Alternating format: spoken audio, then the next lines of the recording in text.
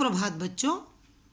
अब हम रहीम के तीसरे दोहे को समझेंगे और उसके अर्थ की ओर अपना ध्यान आकर्षित करेंगे।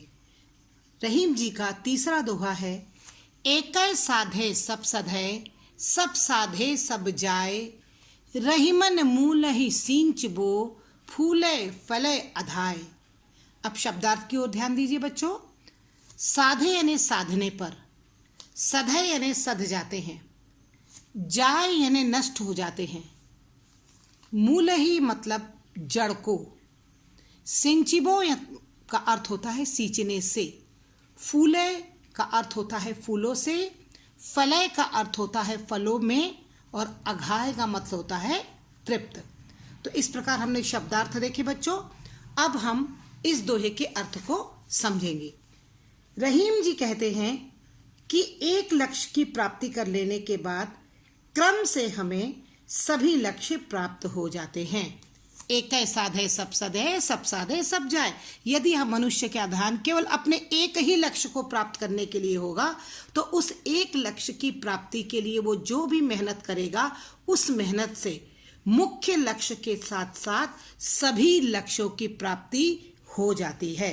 अर्थात व्यक्ति को सबसे अधिक महत्वपूर्ण अपने जीवन में अपने मुख्य लक्ष्य की ओर ही ध्यान देना चाहिए, क्योंकि उस लक्ष्य के प्राप्त होते ही उसके साथ लगे अन्य लक्ष्य सभी जो साधे सब जाए, मतलब जो दूसरे लक्ष्य हैं उनकी भी अपने आप ही प्राप्ति हो जाती है। अब इसका उदाहरण देखिए बच्चों। रहीमन मूल ही सिंचिबो, फूले फले अधाय। जिस तरह किसी वृक्ष की जड़, मूल ही यानी जड़, किसी वृक्ष की जड़ की सिंचाई करने पर अर्थात उसमें पानी डालने पर उस पर फल फूल सभी को पर्याप्त पोषण प्राप्त हो जाता है। मतलब यदि हम पेड़ में पानी डालते हैं तो हम उसकी जड़ में डालते हैं तो जड़ से पूरे वृक्ष को पोषण मिलता है।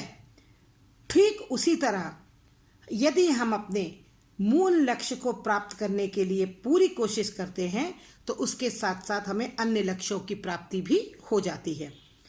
अर्थात बच्चों, जो व्यक्ति इस सृष्टि के, इस संसार के मूल मुख्य परमात्मा का ध्यान करता है वह सब प्रकार के सांसारिक फलों को पाकर तृप्त हो जाता है। मतलब अगर वो एक ईश्वर की आराधना करता है तो उस आराधना से उसके सारे लक्ष्यों की प्राप्ति हो जाती है, सारे सांसारिक सुख उसको प्राप्त हो जाते हैं।